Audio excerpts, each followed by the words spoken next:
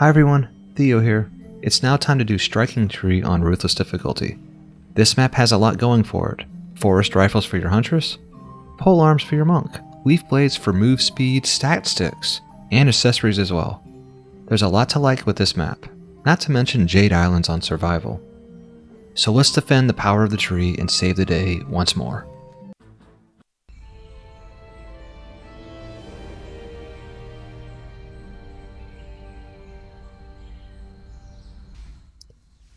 Alright, now this is my version of a KOD build, so let's get started here. We're going to go ahead and grab all of this mana down here, and then we'll head back up to the crystals. So I am going to build an Ensnare and a Strength Drain Aura right here. Grab this mana. I'm going to build another Strength Drain and Ensnare Aura right here, right there. Grab this chest.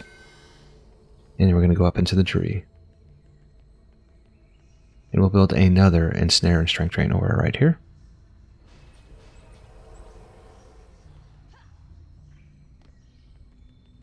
And then we'll head back and we're going to go ahead and swap over to our Series EV. We're going to go ahead and build a Physical Beam right here. That is 4DU.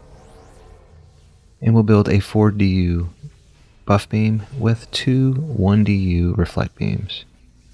This is really about keeping the spiders from your towers as well as snotballs. Now we'll come up here and we're going to build another 4DU buff beam up here. And I'll go ahead and upgrade that a few times.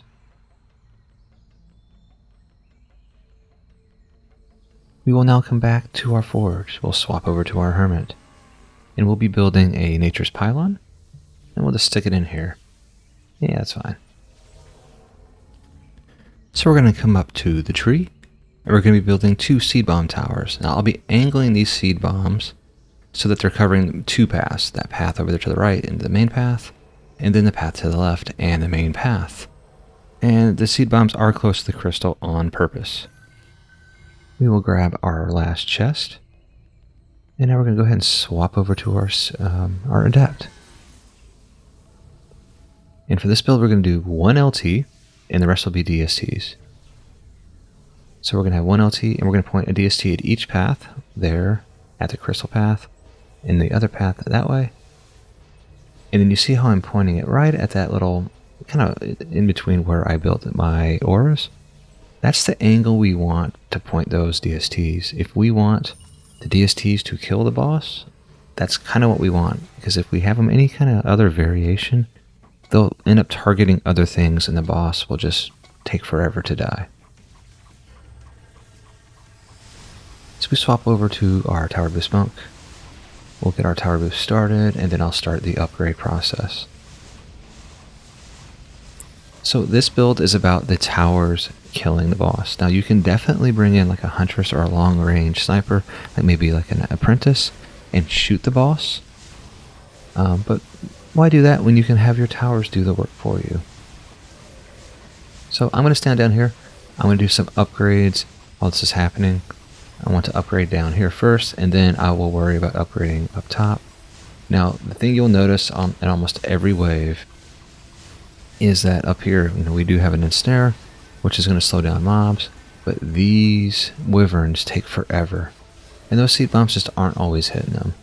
So I'm going to kind of help this out just a little bit for this video, but just know that you're always going to end up here last, because this is where your last couple mobs are going to be at, because of that Ensnare aura, and it just takes some time. Could you build DSTs up here? Yeah, but now you're going to have to take from someplace else to put DSTs up there to deal with wyverns. It's just best to just take your time, get your stuff done, and let the seed bombs do their thing. But if you do have like your adept upgrader, you can go up there and do a little bomb and help things out along the way. So like I said, this build is about the boss being killed by the DSTs. So that's why we have that many DSTs pointed in that specific direction. That's going to cover a lot of that area. And we do have a DST pointed at each one of the other three paths that are coming to your tower stack. And you can see we also have that physical beam there for anything else that's not getting hit by all those DSTs pointing in that north direction. They will just kind of stand at the physical beam trying to get to your towers. As you can see from the map, nothing's really getting to us. So this is what we're going to do for right now. We're going to upgrade. And I will be back when it's time to swap out some heroes.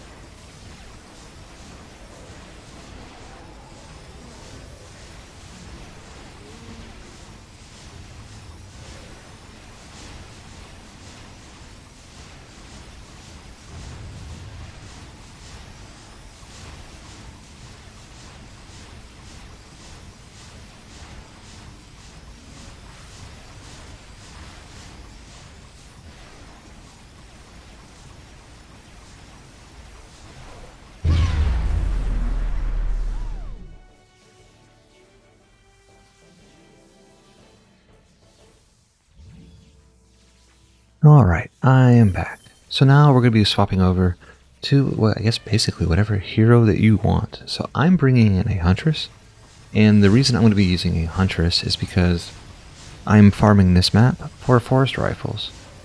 So I do have to have a Tower Boost Monk in here, which is perfectly fine. But really, why I'm farming this map is I want forest rifles. So I will be bringing in 2 additional Hunters so that I can get 3 forest rifles from this round. So if you're trying to if you are wanting to farm something else, you can definitely bring in different heroes. That's kind of the name of the game here. What am I wanting to farm? What am I target farming? Well, those are the extra heroes I need to bring in. So I already have 2 extra Huntress heroes that have Guardian pets on them. So I went ahead and put Guardian pets on them because I want my Guardians, I want those DSTs to be fast, and I want them to be powerful. So I have brought in 2 additional Hunters so I can get 3 forest rifles. If you're wanting, the turtle shell polearms, then obviously have all monks or hermit in there and you're good to go. If you're wanting the staff of flowers, you would bring in, your builder app and your DPS app and another apprentice along with your tower boost monk. So that's why I have 3 huntresses in for this wave. And you can see they are decked out in their guardians, and they're just going to stand right here by the towers. I've had these guys for a very long time. When I used to farm scarab bows on Tomb of Etheria, I had them. I mean, they're literally running around with like ultimate blaster rifles. so they get very little use, if any at all. But when I was doing this video, I'm like, well, what do I want to farm? And I'm like, I want to farm forest rifles. Well, I definitely need some huntresses. So that's why I have them in this map. And the huntress is going to be great at shooting the boss from long range. So I'll be using my tower boost monk to tower boost and to hero boost while I'm shooting the boss from like long distance and doing a piercing shot. That's what I'm going to be doing. If you're going to be doing things differently, like with apprentices, still the same thing. Your tower boost monk can tower boost and hero boost, and you'll just be shooting with your apprentice. Or you may not want to shoot at all, and you can just let the towers do its thing. It could be the same thing with if you're doing it with monks. If I was doing it with monks, I'd probably have a couple of my monks with eye pets for long range damage, but still have the towers are going to do the majority of the damage. So like those are kind of some of the things that I would do depending on what I'm wanting to farm. But at this point, the name of the game is we want to farm forest rifles. But at the end of the day, it's entirely up to what you want to farm. Alright, so it is now boss time. It is time for us to meet the Emerald Monk. So I'm just going to come over here. I'm dropping some of the mana off to my tower boost monk so that they'll be ready to tower boost and hero boost as soon as we get started.